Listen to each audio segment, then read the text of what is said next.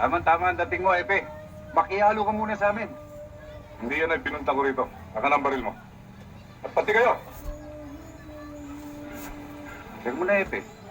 Nagbibiro ka ba? Hindi ako nagbibiro. Ngayon ay sa pilitan kong tayo irali ng ordinansa. Na wala sino ang maaaring magdala ng baril sa bahay ito. At isa ka na ron. Bakit hindi mo subukan? Kaya lamang, pinaalalanan kita, Epe. Masikip na ang sementeryo ng Santa Ines. Huwag mo akong piliting paglamayan ka ng mga tigarin. Ah, ganun ha.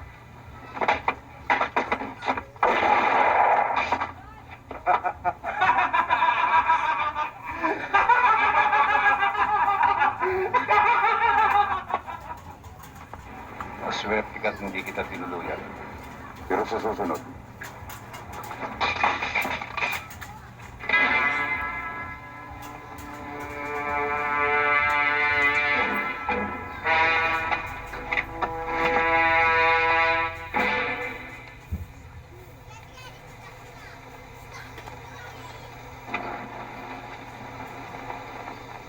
hindi pa natutuyo ang tubig na umaagos sa sapang bato.